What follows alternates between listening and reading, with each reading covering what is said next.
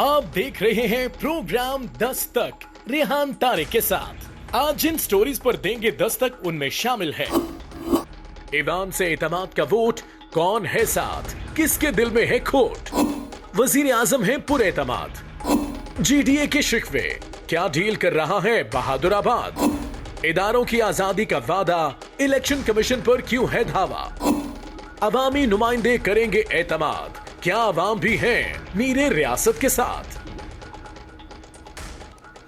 अस्सलाम वालेकुम, मैं हूं रेहान तारिक और आप देख रहे हैं दस्तक। वजीर आजम कल ईवान से एतमाद का वोट लेने जा रहे हैं। सदर ममलिकत ने हफ्ते को पार्लियामान का इजलास बुलाया जिसमें ऑपोजिशन जमातों ने ना जाने का ऐलान कर दिया है।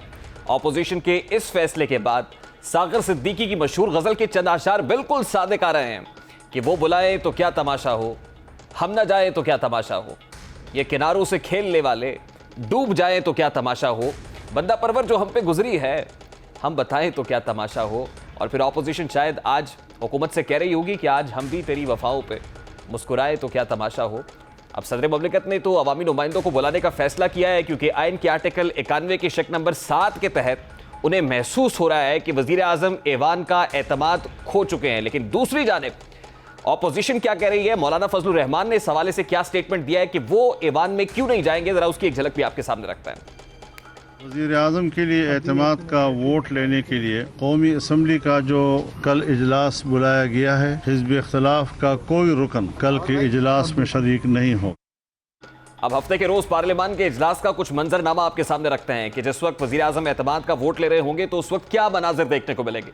कल जब ईवान की कार्रवाई शुरू होगी तो स्पीकर कौमी असम्बली 5 मिनट तक घंटियां बजाएंगे। 5 मिनट के बाद असम्बली के दरवाजे बंद कर दिए जाएंगे ताकि कोई भी मेंबर ईवान से बाहर ना जा सके और ना ही बाहर से कोई मेंबर आ सके। इसके बाद वजीर खारजा शाह महमूद कुरैशी एक करारदाद पेश करेंगे। 2 जुमलों पर मुश्तमिल करारदाद में कहा जाएगा कि यह ईवान वजीर आजम पर एतमाद करता है। ईवान आइन के आर्टिकल 91 के शक नंबर 7 के तहत वजीर आजम पर मुकम्मल एतमाद करता है। अब हफ्ते को कौमी असम्बली के मंजरनामे का जायजा आपके सामने रखते हैं। ऑपोजिशन के 161 मेंबरान ने कौमी असम्बली के इजलास में शरीक नहीं होंगे। हुकूमत के इत्तेहादी और पीटीआई के एमएनएज हॉल में मौजूद होंगे, यानी अंजुमन सताइश बाहमी के मनाजिर देखने को मिलेंगे, एक दूसरे की तारीफें होंगी। ऑपोजिशन के खाली बेंच से धांधली और वोट चोरी के नारे भी बुलंद नहीं होंगे, सिर्फ कप्तान की तारीफों के पुल बांधे जाएंगे। मीरे रियासत के बुलंद इकबाल की सदाएं बुलंद होगी, यानी हम तुम होंगे, बादल होंगे, रक्स में सारा जंगल होगा का अमली मुजाहरा असम्बली इजलास में देखने को मिलेगा। वजीर आजम पाकिस्तान इमरान खान ईवान से खुशो खुरम बाहर निकलेंगे, हाथ में तस्बीह होगी, होंठों पर बनाजात होंगी, चेहरे पर मुस्कुराहट होगी, पार्लियामान से एक शेर की मानंद बाहर निकलेंगे तो डी चौक में उनका इंतजार कर रहे होंगे। ढोल की थाप पर रक्स होगा, भंगड़े डाले जाएंगे, नारे बुलंद होंगे, तब्दीली आ नहीं रही, तब्दीली आ गई की सदाएं बुलंद होगी। चारों जानिब खुशियों का सा समा होगा। लेकिन क्या ये सारा मंजर पल भर में तब्दील हुआ है? इस मंजर कशी के लिए कप्तान ने कितनी मेहनत की है, किसके गिले सुने हैं, किसकी शिकायत माथे पर शक्ल लाए बगैर सुनी है। आज वजीर आजम पाकिस्तान इमरान खान की ज़ेर सदारत पार्लियामानी पार्टी का इजलास हुआ जिसमें इत्तेहादी भी शरीक हुए। जीडीए ने सिंध असम्बली में ताउन ना करने की शिकायत की तो उन्हें वजारतों के सपने दिखाए गए। मुत्तहिदा कौमी मूवमेंट ने इंतजामी मामलात के शिकवे किए तो उन्हें भी राजी किया गया। मुस्लिम लीग काफ को भी तसल्लियां दी गई। पार्लियामानी इजलास में 180 मेंबरान शरीक थे। सभी ने नशस्तों से खड़े होकर वजीर आजम को अपने भरपूर ताउन की यकीन दहानी कराई। वजीर आजम पाकिस्तान एतमाद का वोट लेने के लिए खासे पुरएतमाद दिखाई दे रहे हैं, लेकिन इस एतमाद के वोट के लिए आज वो उन लोगों की शिकायत भी सुन रहे हैं जिनका माजी में वो तमस्खुर उड़ाया करते थे। आज उनको भी गले में सामना करने से वो कतराते थे। वजीर आजम एतमाद के वोट के लिए खिलाफ तबीयत काम कर रहा है। आज पार्लियामानी इजलास में शिकायत का अंबार लगाया गया, मगर इजलास से खिताब करते हुए वजीर आजम ने कहा कि आपको अवाम ने वोट की अमानत देकर ईवान में भेजा है, आप जमीर की आवाज पर फैसला करें। पैसे लेकर वोट देना बददियानती है। सीधी बात करता हूं, हमारे 16 अरकान ने पैसे लेकर खुद को बेचा, लिहाजा मैं अगर आप अरकान की नजर में गलत हूं तो बेशक मेरा साथ छोड़ दें। वजीर आजम का कहना था कि मेरे पास छांगा मांगा नहीं है, लेकिन मरी लेकर जा सकता हूं। उन्होंने मजीद कहा कि दिल तो चाहता है कि यहीं पर खैमा लगा ले और यहीं से कल तमाम अरकान को असम्बली ले जाए। उम्मीद करते हैं कल तमाम अरकान एतमाद करेंगे। वजीर आजम ने कहा कि मुझे कोई ब्लैकमेल करके अपनी बात नहीं मनवा सका। अब सवाल पैदा होता है कि तहरीक इंसाफ के जिन 16 अरकान ने उम्मीदवार को वोट नहीं दिया वो लोग ब्लैकमेलर्स हैं। क्या वजीर आजम ब्लैकमेलर से एतमाद का वोट लेंगे? क्या कप्तान पर एतमाद करने के बाद ब्लैकमेलर सादिक और अमीन बन जाएंगे? वजीर आजम ने एतमाद का वोट लेने से कबल ब्लैकमेलर्स की निशानदेही क्यों नहीं की? वजीर आजम पाकिस्तान ये वाज़ेह क्यों नहीं कर रहे हैं कि उनके दाएं बाएं बैठे ब्लैकमेलर्स हैं कौन, कहां से आए हैं, इन्हें कौन लाया है? वजीर आजम ब्लैकमेलर्स की निशानदेही की बजाय इलेक्शन कमीशन ऑफ पाकिस्तान को तमाम मामलात का जिम्मेदार करार दे रहे हैं। आज इलेक्शन कमीशन ने इन तमाम तर इल्जामात की सख्ती से तरदीद की है और कहा है कि इलेक्शन मीडिया के जरिए जो ख्यालात मुशाहिदे में आए हैं उन्हें सुनकर दुख हुआ है। बिलखुसूस वजीर आजम पाकिस्तान और काबीना के चंद अरकान के खिताब सुनकर दुख हुआ है।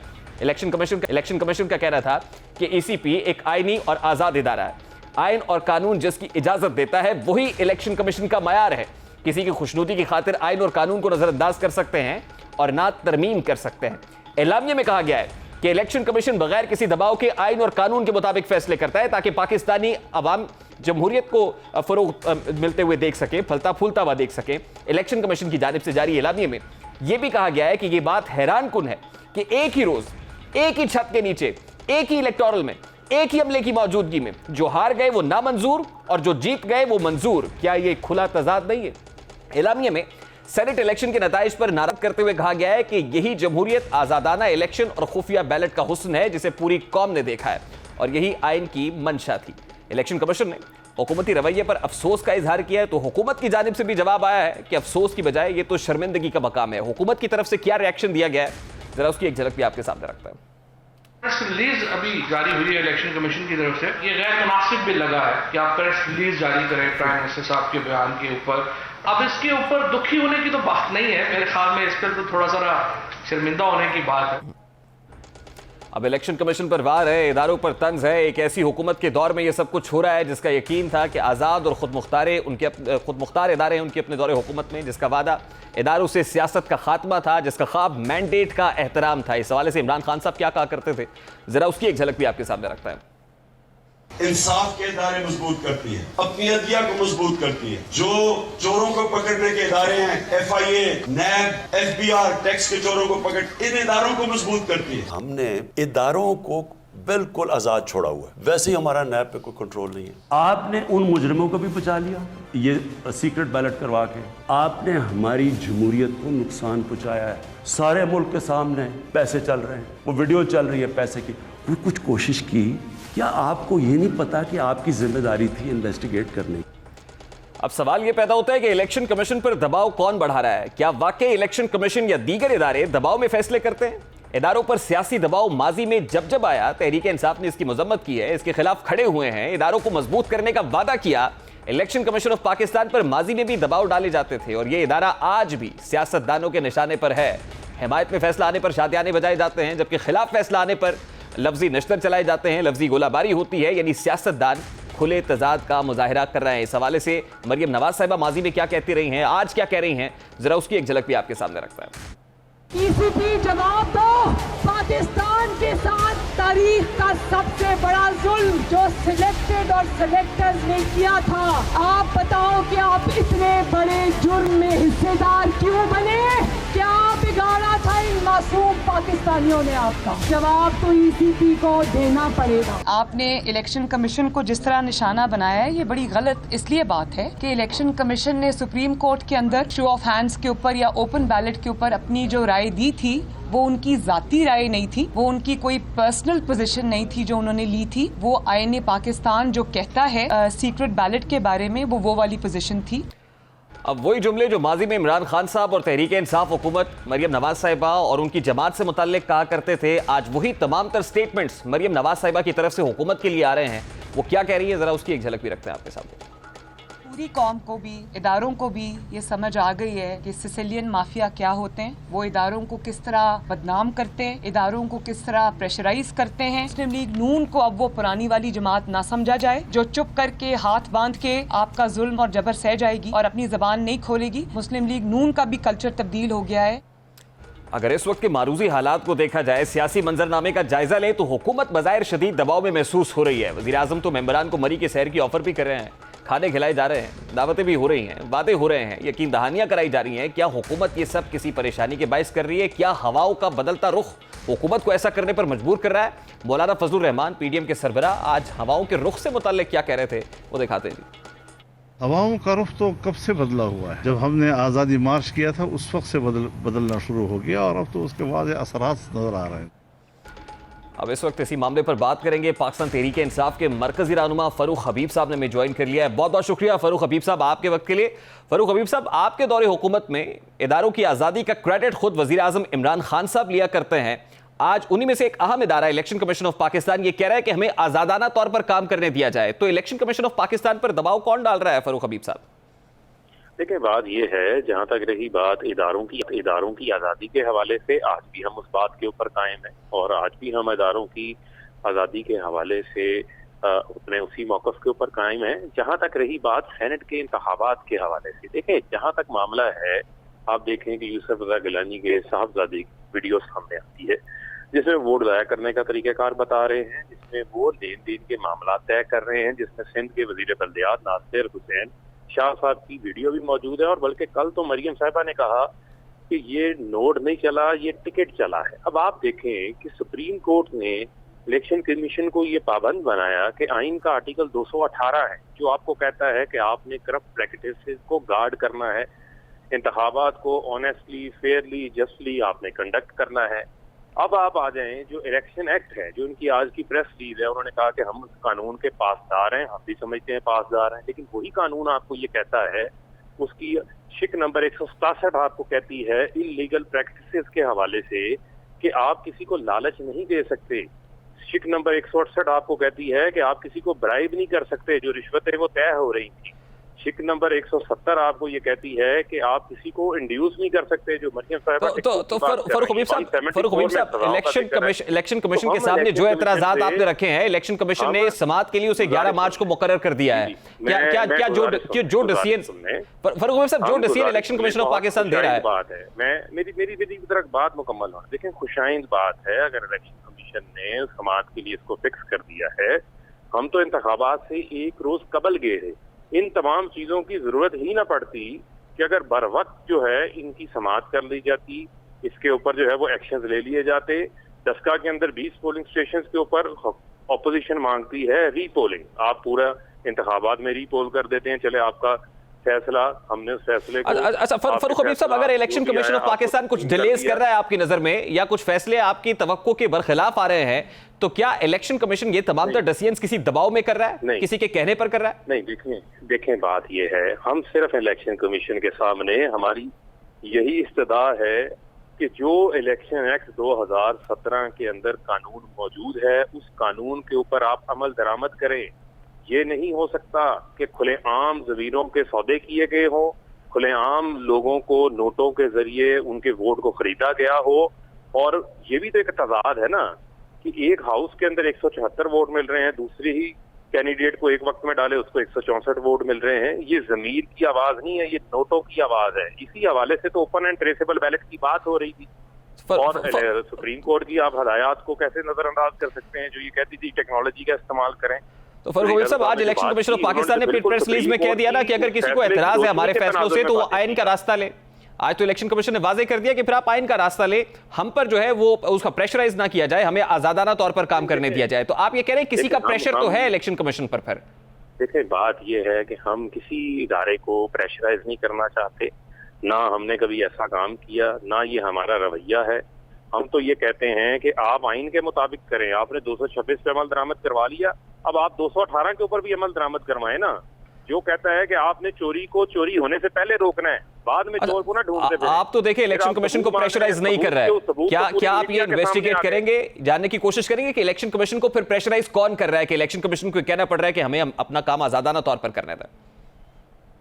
देखिए बात यह है कि इलेक्शन कमीशन अपना काम आजादाना तौर के ऊपर करे, हमें उसके ऊपर कोई एतराज नहीं। हम ये कहते हैं कि जो इलेक्शन एक्ट 2017 है उसके ऊपर भी अमल दरामद करें, उसकी जो खिलाफवर्जियां हुई हैं उसको भी आप देख लें। अब 11 को समाअत में के लिए मामला फिक्स हो गया, हम वहां पर जाएंगे और अपनी प्लीज सामने रखेंगे। हमारी ऑलरेडी दरखास्त उनके पास मौजूद है।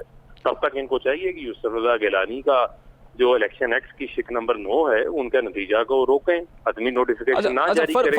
और 156 तो बड़ा वाज़ेह है आपके कैंडिडेट जो है वो डिस्क्वालीफाई हो सकता है, इलेक्शन को नल एंड वॉइड करार दिया जा सकता है कि अगर आप किसी को लालच दे रहे हैं। चले देखते हैं कि क्या सब्सटैंशियल एविडेंस सामने आता है और फिर उस पर इलेक्शन कमीशन क्या डिसीजन देता है। लेकिन एक बड़ा सादा सा सवाल है, इलेक्शन कमीशन पर जो तहफुजात का इजहार अब माजी में कर रहे थे, माजी करीब में, अब वो इलेक्शन कमीशन के फैसलों पर शादियाने बजा रहे हैं। आप इलेक्शन कमीशन के आजाद होने से मुतालिक बात करते थे, आप इलेक्शन कमीशन को शर्मिंदगी का ताना दे रहे हैं, तो क्या हवाओं का रुख बदल रहा है फारूक हबीब साहब? नहीं, देखें बात यह है कि मुझे हवाओं के रुख की तरफ तो नहीं हमें जाना। हवाओं का रुख वाला मामला होता तो वजीर आजम ने तो खुलेआम कल कह दिया सबको कि जिसमें मेरे से इख्तलाफ है, जो जिसको मेरे पे एतमाद नहीं है, वो कल खुल के सामने आ जाए।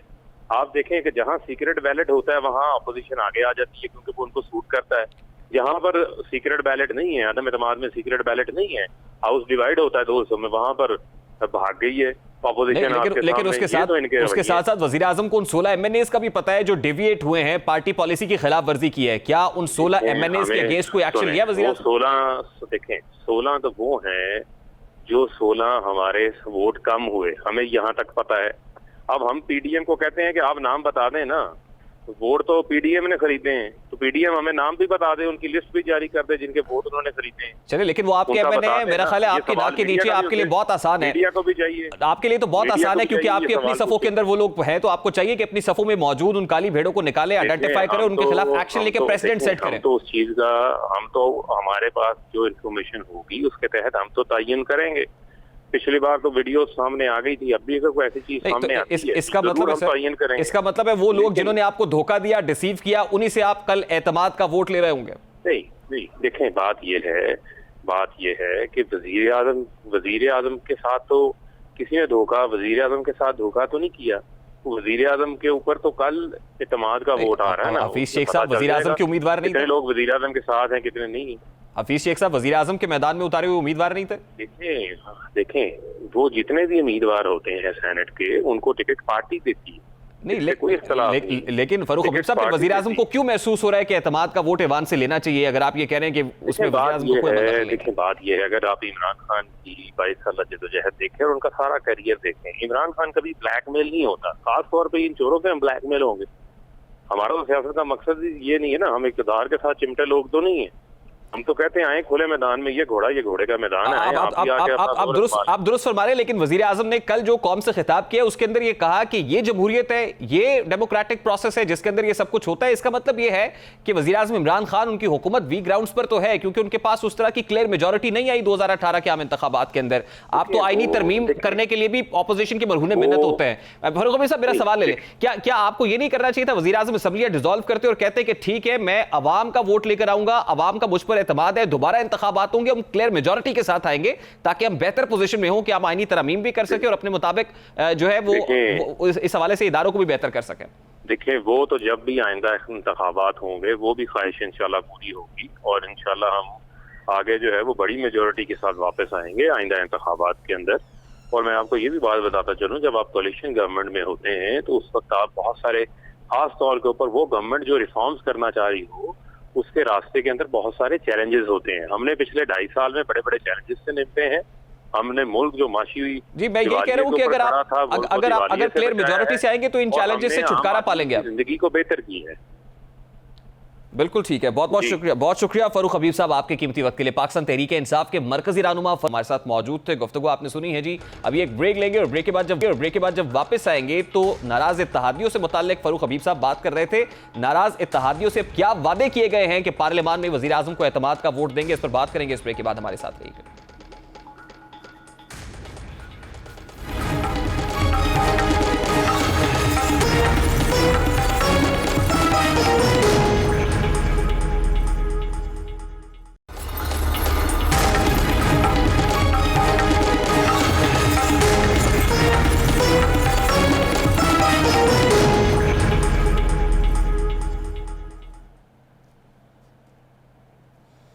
सेनेट इंतखाबात के बाद अब जब वजीर आजम ऐवान से एतमाद का वोट लेने जा रहे हैं तो हुकूमती इत्तेहादियों को वजीर आजम की जानिब से क्या यकीन दहानी कराई गई है, जिसके बाद इत्तेहादी वजीर आजम की झोली में अपने एतमाद का वोट डालेंगे। सबसे पहले हुकूमती इत्तेहादी ग्रैंड डेमोक्रेटिक अलायंस की रहनुमा नुसरत सैयद अब्बासी हमारे साथ मौजूद है, उनसे बात करते हैं। बहुत बहुत शुक्रिया नुसरत सैयद अब्बासी साहब आपके वक्त के लिए। सबसे पहले तो ये फरमाइएगा कि आप पर अदम एतमाद का इजहार किया गया सेनेट में, आपके साथ धोखा हुआ, आपने कहा धोखा करने वाले कोई और नहीं बल्कि आपके अपने इत्तेहादी हैं, तो क्या आपने वो नाम वजीर आजम इमरान खान साहब के साथ शेयर किए कि ये आपके लोग हैं जिन्होंने हमारे साथ धोखा किया सेनेट इंतखाब में? जो कुछ हमारे साथ हुआ, GDA के 14 वोट होने के बावजूद, मतलब जो 14 वोट, 14 वोट हमारे थे और हमारे 14 वोटों से माशाल्लाह MQM और PTI की 3 सीटें और MQM की 2 सीटें भी निकली और हम अपनी जगह इंटैक्ट रहे। लेकिन चूंकि आपने देखा कि जो 7 हमें वोट दिए गए थे PTI की तरफ से, हमारे 14 उनकी तरफ जाने थे और 7 वोट उन्होंने हमारे साथ शेयर किया था और वो मेंबर्स हमें उन्होंने दिए। तो क्या हुआ, अच्छा उसमें एक हम ये भी था कि वो करीम गबोल साहब भी हमारे इस पैनल में डाला गया था, जबकि वो वहाँ बैठा हुआ लॉबी में सबको बता रहा था कि मुझे इतने इतने करोड़ों की ऑफर आई थी पीपल्स पार्टी की तरफ से।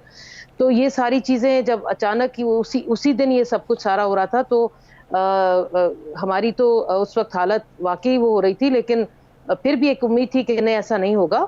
और चूंकि कमिटमेंट है, क्योंकि हम भी 14 वोट दे रहे हैं, तो ऐसा कुछ नहीं होने वाला। लेकिन हुआ और आपने देखा कि हमें सिर्फ 15 वोट मिले, सिर्फ 15 वोट, और 6 मेंबर्स जो हैं वो वोट खराब करके आ गए, इनवैलिड हो गए ना वो वोट्स। अब मुझे बताएं, ठीक है, मतलब आप ये कह रही हैं कि they were well aware of it और ये जो कुछ हुआ ये अनकॉन्शियसली नहीं बल्कि कॉन्शियसली किया गया और इसका मकसद GDA को नुकसान पहुंचाना भी था और इसमें आपके अहम इत्तेहादी मौजूद थे, पाकिस्तान तहरीक इंसाफ हो या MQM हो। मैं आपसे ये पूछ रहा हूं कि क्या आपने वो नाम वजीर आजम इमरान खान साहब के साथ शेयर किए? मतलब पाकिस्तान तहरीक इंसाफ के लोग थे, 6 लोग डेविएट हो गए, मुनहरिफ हो गए, इमरान खान साहब ने क्या यकीन दहानी कराई आपको? देखिए जी, MQM को तो हमारे साथ कोई ऐसी कमिटमेंट थी नहीं, हमने उनको देने थे, तो वो उनके साथ कोई ग्रीवेंसेस है नहीं। PTI के साथ ये था, ये 7 मेंबर्स का, और फिर जब ये सारा तमाशा हो गया और सब हंसते खेलते चले गए खुश और हम लोगों का जो हशर हुआ, हम वापस, लेकिन बहुत GDA का एक मेंबर गुस्से में था और हम फौरन अपनी लीडरशिप के पास आए और उन्होंने इमरान खान को फौरन फोन किया और उनको सारी ये कार्रवाई बताई और उनके बाद उनको उसी वक्त उन्होंने कहा कि share the list with me, और वो जो लिस्ट थी सारी हमने उनके साथ शेयर की। अभी हमने और ये भी कहा गया कि काइंडली देखिए कि कौन से मेंबर आपके हैं जिन्होंने ये धोखा किया हमारे साथ और किस तरह किस के कहने पर क्या काम कर गए। हमेशा से आप बिल्कुल दुरुस्त फरमा रही है कि दोनों तरफ एक ही पैटर्न देखा गया। अब देखिए ना, गैर यकीनी हो, बदएतमादी हो, ये फजा उस वक्त होती है जब लोगों को, अपने ही लोगों को पता हो कि हालात अब पहले जैसे नहीं रहे हैं। तो आपको लगता है कि कल जब इमरान खान साहब ईवान से एतमाद का वोट लेने जा रहे हैं तो ये पैटर्न, ये तसलसल कल भी बरकरार रह सकता है या कल भी कोई ऐसा अपसेट हो सकता है? देखिए मेरी बात सुने, अपने लीडर पर बदएतमादी या इस तरह की बातें जो है ना, इस चीज को ये काबिल कबूल नहीं होती। आपका ज़मीर भी ऐसे टाइम पर जागता है और जो बदएतमादी होती है वो ऐसे टाइम पर होती है, क्योंकि खास तौर पर सेनेट के इलेक्शन में आज की बात नहीं, हम सालों से देखते आ रहे हैं कि हॉर्स ट्रेडिंग होती है और इतनी बड़ी वीडियो सामने आ चुकी है गिलानी साहब के बेटे की, तो वो तो खुला एक सबूत है कि वो 20-20 करोड़ की बातें और खुले सामने एक चीज आ रही है। तो इन तमाम चीजों को देखते हुए ये तो वजीर आजम इमरान खान को चाहिए था ना कि वो इन्वेस्टिगेट करते कि उनके कौन से लोग हैं जो उनसे जाकर मिल रहे हैं या गिलानी साहब से मिले हैं, या फिर ये लोग जो 6 लोग आपके मुनरिफ हो गए, ये किन से मिलने और किन के कहने पर हुए थे। ये सब चीजें तो इन्वेस्टिगेट करने की जरूरत है rather than putting blames on others. ये चीज यस हमने यही कहा, वी सेड दैट कि आप करें और सारे इदारे आपके अंडर में आते हैं। हमने कहा कि सारे इदारे आपके अंडर में आते हैं और ये कोई मसला नहीं है, कोई मुश्किल काम नहीं है। हमारी एजेंसियां ऐसे बेहतरीन काम करती हैं कि वो इंडिया के पता नहीं क्या क्या चीजें निकाल के आ सकती हैं। तो ये कोई बड़ी बात तो नहीं है कि मेंबर्स जो ने किससे मिले, किससे मुलाकात हुई, क्या हुआ, क्या बातचीत हुई, ये सब कुछ मालूम हो सकता है। जब गिलानी के बेटे की वीडियो आ सकती है, ऑडियो आ सकती है, तो सब कुछ सामने आ सकता है। नहीं तो देखिए ना भाई साहब, अब ना तो छान फटक हुई है, ना इन्वेस्टिगेशन हुई है, ना लोगों को करार वाकई सजा दी गई इमरान खान साहब की तरफ से, जो ये कहते थे कि KP में एक वीडियो स्कैंडल आया, हमने 20 अरकान को मुअत्तल कर दिया, लेकिन अभी तक ऐसा कुछ नहीं देखा गया है। इसके बावजूद GDA कल ऐवान में एतमाद का वोट इमरान खान साहब को देने जा रही है। किस यकीन दहानी पर आप एतमाद का इजहार कर रहे हैं? फिर बिल्कुल जी, हम देने जा रहे हैं, क्योंकि इस वक्त जो कुछ हुआ इमरान खान के साथ पर या अपर लेवल पर, वफाकी तौर पर या सूबाई लेवल पर उनके मेंबर्स ने किया, तो ये तो उनका अपना इरादतन तो नहीं था ना इमरान खान। और ऐसे वक्त में जीडीए ने तो कभी भी ऐसा नहीं किया। खुदा न खासा जिसके साथ भी इत्तेहाद करते हैं उनके साथ इंटैक्ट रहते हैं। नहीं भाई साहब, क्या यकीन दहानी है जो वजीर आज़म इमरान खान साहब और उनके करीबी साथियों ने टीम ने आपको कराई है कि आपके मुतालिबात मान लिए जाएंगे, जिसके बाद आप आबादा हुए हैं कि कल एतमाद का वोट वजीर आज़म को देंगे? हमने इनकी जो भी टीम हमारे साथ कमेटी हमेशा बैठती रही है, उन्होंने हमेशा ही हमें ये उम्मीद दिलाई है कि जो आप लोगों के मसले मसाइल हैं सिंध के हवाले से, और जाती तो किसी का कोई अपना इशू है ही नहीं, सिंध के बेहतर मफाद के लिए जो भी रखा उनके सामने रखा, तो वो हमेशा दिलासे और उम्मीदें देते रहे।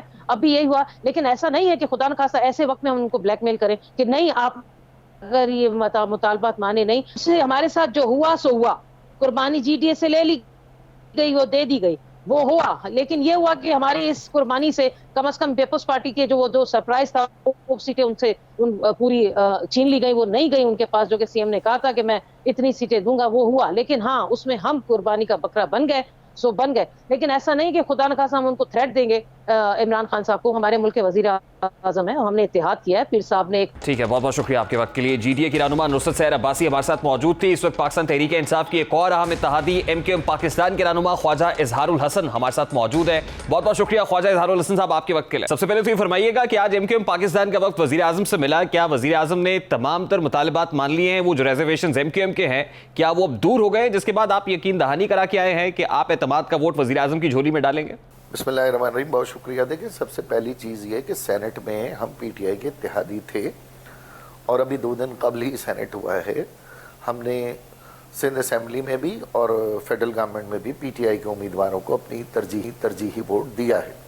और जहाँ तक ये बात है कि वज़ीर आज़म का एक बहुत अच्छा ऐलान है कि वो एतमाद का वोट लेना चाहते हैं, तो अभी हम इत्तेहादी हैं तो जाहिर है वज़ीर आज़म की सपोर्ट ही करेंगे। और जहाँ तक हमारे मुतालबात का मसला है, तो वो तो मसला एक मसला ही बना हुआ है और उसमें पेशरफ्त स्लो है, हम जानते हैं, मुश्किलात हैं। लेकिन हमारे पास हमारी एक ही चॉइस है कि ये हुकूमत किसी तरीके से डिलीवर कर ले। और ये जो हमारे वज़रा हैं, ये भी एडवेंचरिज्म ख़त्म करके प्रैक्टिकल ग्राउंड पे काम करें, प्राइम मिनिस्टर के विजन को और हमारे इत्तेहादी होने के इस अमल को, ताकि तक़वियत मिले। हमें भी जवाबदेह होना पड़ रहा है। तो मुतालबात तो बहरहाल उसमें सुस्त रवि का शिकार हैं, लेकिन हम वज़ीर आज़म को कल एतमाद का वोट दे रहे हैं। और हम ही नहीं दे रहे, वज़ीर आज़म कल एतमाद का वोट ले लेंगे बआसानी। ख्वाजा इजहारुल साहब, शायद हुकूमत को इस बात का इदराक है कि उनकी अपनी ही सफ़ों के अंदर कुछ ब्लैकमेलर्स मौजूद हैं जो बार बार उनको डिसीव कर रहे हैं। यही कुछ देखा हमने सिंध के महाज में भी, यही नेशनल असेंबली के अंदर भी हुआ है। तो आप जैसे फरमा रहे हैं कि कुछ वज़रा को भी नज़रसानी करना होगी, तो आपको लग रहा है कि हुकूमत इस वक्त सीरियस प्रॉब्लम के अंदर तो है, और जब आप सीरियस प्रॉब्लम के अंदर होते हैं संजीदगी के साथ, तो इसका मतलब यह है कि जब हालात बदल रहे होते हैं तो लोग यहाँ से वहाँ तो जाते हैं।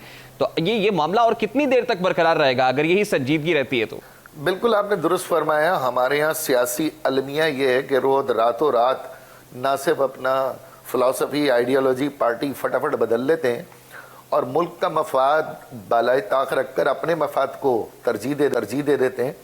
और हमारी अवाम भी अब इस बात पर कायल है कि सियासी लोटे होना कोई बुरी बात नहीं है।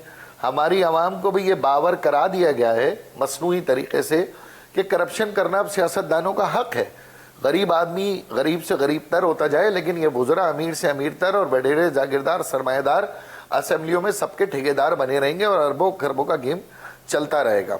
लेकिन ये ज़रूर अहम बात है कि इस मुल्क में अब एक लेजिस्लेशन की ज़रूरत है ताकि ये मंडी, जो करोड़ों की मंडी लगी है, अरबों की मंडी लगी है, ये आपके मेरे पैसे से लगी है। ये इनके अपने बाप दादा के पैसे नहीं है। ये इसी मुल्क को लूट कर ये पैसे दोबारा अपनी हुकूमत में आने के ऊपर लगाते हैं, फिर इस हुकूमत में रहकर अपने उस पैसे को बचाने के लिए मजीद पैसा बनाते हैं। तो कल जो एतमाद का वोट होगा, आप देख लें, पीडीएम ने बाइकआउट करके उन 16 एमएनएस को सेव कर दिया जिन्होंने वोट किया था। नहीं, लेकिन ये बाइकआउट किया ही इसलिए, बड़े वसूख से मैं आपको कह रहा हूं, शायद इस एंगल पे किसी ने नहीं सोचा। ये बाइकआउट किया ही इसीलिए कि वो 16 एमएनएस जो है ना वो छुप जाएं। लेकिन ख्वाजा इजहारुल हसन साहब वज़ीर आज़म को नहीं चाह रहा था कि 16 एमएनएस का जब उनको इदराक है कि उनके अपने एमएनएस हैं जो बिके हैं, तो उनको सबसे पहले तो आइडेंटिफाई करना चाहिए था और फिर इन्वेस्टिगेट करना चाहिए था कि ऐसा हुआ क्यों है। अब उन्हीं 16 एमएनएस से एतमाद का वोट ले रहे होंगे वही लोग जिन पर उनको एतमाद नहीं है, जो डिसीव कर चुके हैं ऑलरेडी पार्टी, उन्हीं से एतमाद का वोट लेना, क्या ये बात दुरुस्त है सर? देखिए, कल तो एतमाद का वोट लेने के बाद वजीर आजम ने कहा है कि वो तहकीकात करेंगे, तहकीकाती इदारे भी इसमें शामिल होंगे, और मेरी अपनी ये राय है कि इसमें हमें अदालत से भी रुजू करना चाहिए। और जाहिर सी बात है, सीक्रेट बैलेटिंग है, अब वो 16 लोग कौन है ना आप बता सकते हैं ना मैं बता सकता हूँ, ये तो तहकीकात की बात है। लेकिन ख्वाजा इजहारुल हसन साहब, अब आपसे सवाल जो बनता है, आप एक ऐसी हुकूमत के साथ इत्तेहाद में बैठे हुए हैं जिस हुकूमत के अपने लोग इस वक्त बजाय उनके साथ दिखाई नहीं दे रहे हैं। MQM पाकिस्तान का कराची में वोट बैंक है, वोटर आपसे यकीनन सवाल करेगा कि उस 9 नकाती चार्टर का क्या बना जो आपने अपने इत्तेहादियों के साथ किया था, और हमारे इश्यूज तो वहीं के वहीं रहे, तो आपका वोट बैंक मुतासर नहीं होगा जब लोग आपसे सवाल करेंगे? बिल्कुल हमारा वोट बैंक मुतासर हो रहा है, लोग हमसे सवाल कर रहे हैं, लेकिन हमारे लोगों को ये बात पता है कि कराची सिवाय MQM के और कोई जमात ओन नहीं करती, और विफाक में माजी में भी जितनी जमातें, चाहे पीपल्स पार्टी, उनके साथ हमने 58 रुकनी 1988 में हमने मुआहदा किया था और PMLN हो गई, सारी जमातों ने कराची के साथ यही तो किया है। हम कौन सी उसके अंदर अपनी परमिट, पेट्रोल पंप या कर्जे मांग रहे थे? हमारा आज भी 13 नुकाती जो PTI के साथ है वो कराची के और सिंध के शहरी इलाकों के लिए वो मुआहदा है, लेकिन सुस्त रवि है, उस मुआहदे में सुस्त रवि है, और इसका बराह रास्त कसूरवार मैं वज़रा को ठहराता हूँ, मैं प्राइम मिनिस्टर को नहीं ठहराता। लेकिन वज़ीर आज़म ने आपको क्या यकीन दहानी कराई है टेलीविजन पर, जिसके बाद आपने ये फैसला किया है कि कल एतमाद का वोट आप वज़ीर आज़म की झोली में डालने जा रहे हैं? किस यकीन दहानी के बाद आपने ये फैसला किया है? यकीन दहानी तो देखें वही पुरानी है जो 2.5 साल पहले की है, लेकिन हमारे पास नेक नियति के साथ साथ देने के अलावा ऑप्शन क्या है? हम क्या उन जमातों के साथ जाएं जिन्होंने माजी में हमारे साथ धोखाधड़ी की, या उन जमातों के साथ जाएं जो सिर्फ वजारत ऑफर करने और सेनेट? ठीक है, बहुत बहुत शुक्रिया ख्वाजा इजहारुल हसन साहब आपके वक्त के लिए। MQM पाकिस्तान के रहनुमा ख्वाजा इजहारुल हसन हमारे साथ मौजूद थे। ईवान वज़ीर आज़म पर एतमाद करता है या नहीं करता, ये तो कल पता चल जाएगा। सवाल उठाएंगे इस ब्रेक के बाद कि क्या अवाम वज़ीर आज़म पर एतमाद करती है, इस आम सवाल का जवाब जानने की कोशिश करेंगे इस ब्रेक के बाद। हमारे साथ रहिए।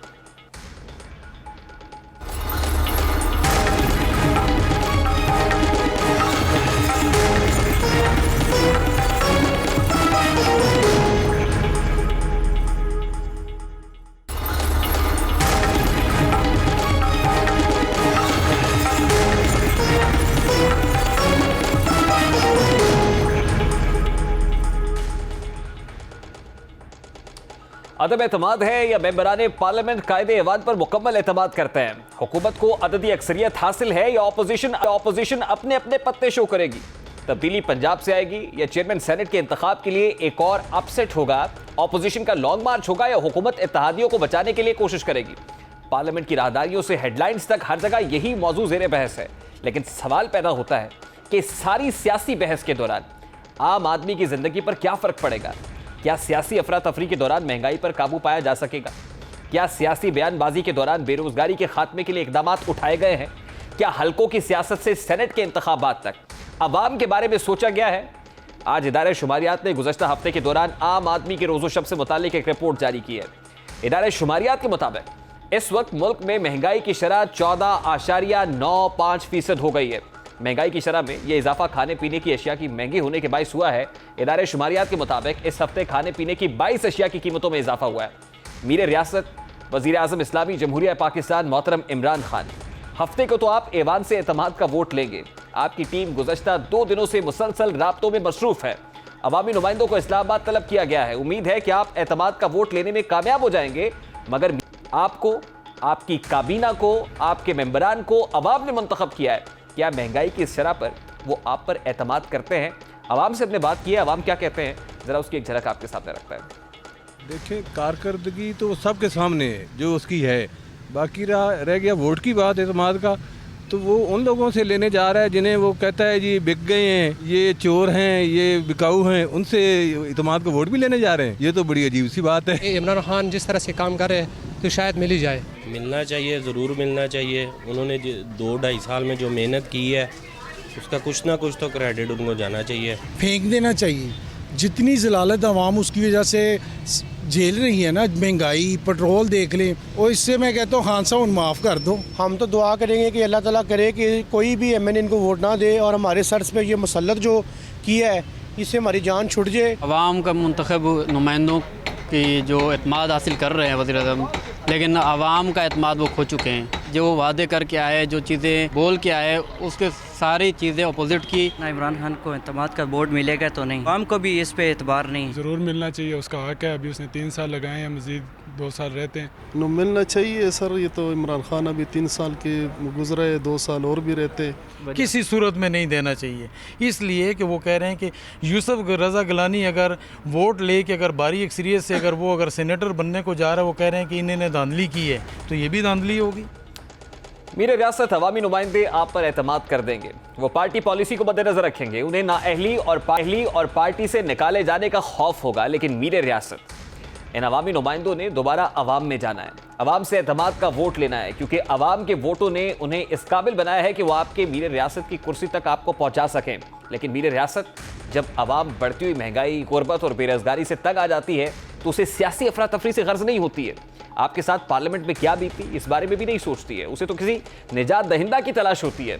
वो मसाइल से छुटकारा पाने की कोशिश करती हैं। वो कभी भी किसी भी वक्त किसी भी शख्सियत पर एतमाद करके उसे मीर रियासत बना सकती है। मीर रियासत उम्मीद है कि आप सुरखरू होंगे, लेकिन इस कामयाबी के बाद आप एक लम्हे को अवाम के एतमाद को ज़रूर जांचिएगा कि वो आमीन है, वो अवाम जो आपसे मुतालबा कर रहे हैं कि आप आसमान की बुलंदी से लौटें ताकि वो अपनी ज़मीनी मसाइल और ज़मीनी हक़ाइक़ आपके सामने रख सकें। वही अवाम, वही रियाया आपसे कह रही है कि तुमने देखे नहीं हल्का इमरोज़ के रंग, गर्मिये बादाए फरदा से पिघलते हुए लोग, भूख और प्यास की मारी हुई फसलों की तरह बर्रे आज़म की लकीरों से उभरते हुए लोग और अपनी ही ख्वाहिशात के हाथों बेबस होकर रोज़ जीते हुए, रोज़ मरते हुए लोग। ये तो था आज का दस्तक। आपसे मुलाकात होगी इंशाअल्लाह अगले हफ्ते। अब तक रखिएगा ख्याल।